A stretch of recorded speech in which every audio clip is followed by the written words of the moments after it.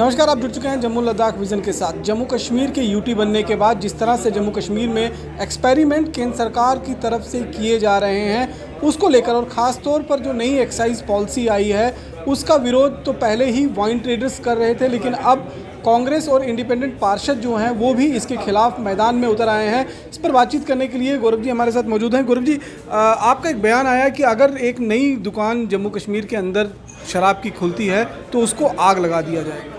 CBSE affiliated MV international school Thandi Khui में nursery से 12वीं कक्षा की एडमिशन खुल चुकी है। अगर आप चाहते हैं कि आपका बच्चा ब्रिटिश, अमेरिकी और कोरियाई international exchange programmes, NCC, Byju's, Tata, robotics इत्यादि में भाग ले तो 12 नेशनल अवार्ड्स और ब्रिटिश काउंसिल के इंटरनेशनल स्कूल अवार्ड से सम्मानित एमवी इंटरनेशनल स्कूल आपके बच्चे के लिए है बेस्ट चॉइस। प्री नर्सरी से यूकेजी के स्टूडेंट्स के लिए स्कूल की प्रेप विंग में सभी आधुनिक फैसिलिटीज हैं।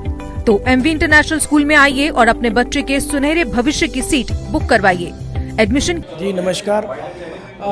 देखिए, हम ये इस प्रकार हमने आज प्रेस वार्ता रखी कि जम्मू के अंदर ही सारे एक्सपेरिमेंट कर रहे हैं। एक हंसती खेलती स्टेट को, हमारे डोगरों की पहचान को आपने ख़त्म कर दिया। क्या ज़रूरत थी इस पहचान को ख़त्म करने की? 370 टूटने के बाद जो सुनहरे सपने लोगों को दिखाए गए थे कि जम्मू के अंदर रोज़गार पैदा होगा, इंडस्ट्रियाँ आएंगी, ट्रांसपोर्ट सेक्शन में बढ़ोतरी होगी, चैम्बर ऑफ कॉमर्स में जो वो भी आज रो रहे हैं, ट्रांसपोर्टर भी रो रहे हैं। तमाम मुद्दे जो हमारे थे, हमारा सबसे बड़ा मुद्दा जो था स्टेटहुड को लेकर था। हम ज़ोरदार तरीके से ये डिमांड करते हैं और इसके ऊपर हम प्रोटेस्ट भी करेंगे कि हमें स्टेटहुड का दर्जा जो है वो वापस किया जाए। जो यूटी के कानून लगने के बाद जो जम्मू के अंदर एक्सपेरिमेंट हो रहे हैं, आप देखें जो रेस्टोरेंट सीज किए गए। मैं आपके चैनल के माध्यम से ये चीज़ पूछना चाहता हूँ कि जब वो रेस्टोरेंट्स बन रहे थे तब आपके इंस्पेक्टर्स कहाँ थे? म्यूनसिपैलिटी के खिलाफ फर्जी इंस्पेक्टर्स क्यों नहीं उन लोगों को हथकड़ियाँ लगी? क्यों ये फॉरेस्ट एक्ट उस वक्त क्यों नहीं जागा? क्यों स्टेट एक्ट उस वक्त क्यों नहीं इनको नज़र आया?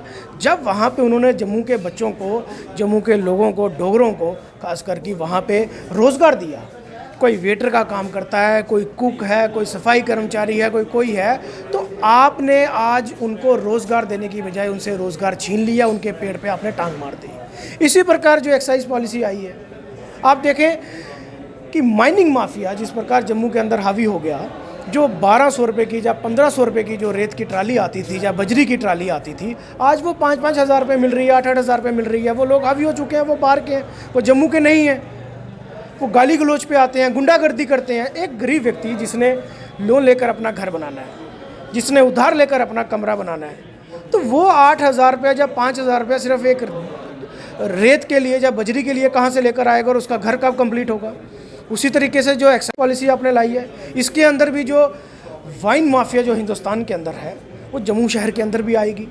जम्मू का आपने रोज़गार देने की बजाय आप नौकरियाँ तो दे नहीं सकते, आप उल्टा बेरोज़गार लोगों को कर रहे हैं जो ऑलरेडी वाइन शॉप्स के अंदर लड़के काम कर रहे हैं। एक दुकान के अंदर 217 दुकानें हैं हमारी, एक दुकान के अंदर 2 से 3 लड़के हमारे सेल्समैन काम करते हैं, तो कम से कम भी ये 25 से 30 हज़ार लड़का जो है हमारा ये बेरोज़गार हो जाएगा। वो 270 जो दुकानें जो चल रही हैं उन लोगों को भी आप बेरोज़गार कर रहे हैं। हम कहते हैं कि उनको भी चलाएं। हाँ, इस चीज़ के हम एग्री करते हैं कि जो माफिया यहाँ वाइन शॉप का बना हुआ था, जिनके पास भी 20-20, 25-25 दुकानें हैं, एक परिवार को एक दुकान दें। और जम्मू के लोगों को आप बताएं, आप जिस प्रकार की अब जो नई पॉलिसी आई है उसके अब बोली होगी, अब इतना पैसा जम्मू शहर का एक लोकल व्यक्ति जो है वो कैसे लाएगा? इतनी महंगी एक्साइज पॉलिसी इन्होंने लाई है और ऑलरेडी क्राइम रेट्स हमारी बढ़ चुकी हैं। और हम इससे पहले हम कसूरवार ठहराते थे रोहिंग्यास को, आज रोहिंग्यास चली गए। उसके बाद क्या क्राइम रेट में आपका क्या गिरा है?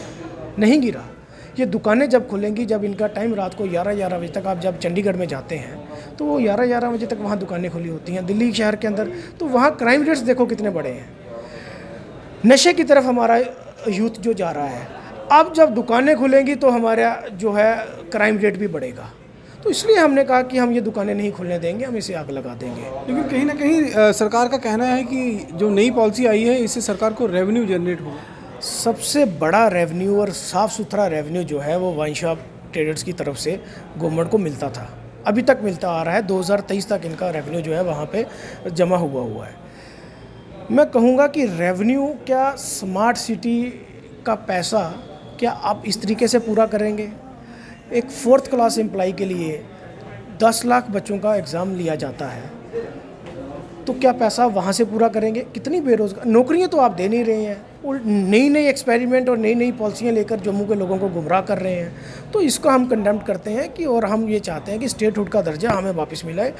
जम्मू के लोगों को आप दे तो कुछ नहीं रहे, सुनहरे सपने दिखाते हैं, रोज़गार देने की बजाय रोज़गार छीन रहे हैं। तो ये कब तक चलेगी? अब जम्मू के लोग जो हैं वो जाग चुके हैं और ख़ास करके हम कॉरपोरेटर्स इसके ऊपर ज़ोरदार तरीके से। सिदरा रेस्टोरेंट्स की बात की, तो क्या आप इस चीज़ को मानते हैं कि जिस तरह से उन्होंने स्टेट लाइन्स के ऊपर जो अपना रेस्टोरेंट बनाए हैं, जिस तरह से कारोबार कर रहा था, वो सही था क्या? देखिए, अगर वो इलीगल था तो जब वो बन रहे थे आप उसको वहाँ पे भी तो रोक सकते थे उस वक्त। जब वो इस्टेब्लिश हो गए, किन किन लोगों की जेब में कमीशनें गई, जब वो रेस्टोरेंट्स बने, जब उन लोगों ने जम्मू के लोकल लड़कों को रोज़गार दिया, तो आज आपको अपनी पॉलिसीज़, अपना फॉरेस्ट एक्ट और आपका स्टेट एक्ट याद आता है। आपको उन मिनिस्टरों की कोठियाँ नहीं याद आती जो फॉरेस्ट लैंड में बनी हुई है, जो स्टेट लैंड्स में बनी हुई है? कितना कुछ चल रहा है, वहाँ क्यों नहीं जाते हैं? जहाँ रोज़गार पैदा हुआ है, नौकरियाँ आप दे नहीं रहे हैं, जो रोज़गार पैदा हुआ है वो भी आप बंद कर रहे हैं, तो कौन सी पॉलिसी को अडॉप्ट कर रहे हैं? तो हमारा तो ये मानना है कि ठीक है, अगर कुछ गवर्नमेंट कंफ्यूज है जी, गवर्नमेंट तो बिल्कुल टोटली कंफ्यूज्ड है कि रोज़गार दे नहीं पा रही है, उल्टा छीन रही है। आप देखें, सबसे पहले एक पॉलिसी बनाएं।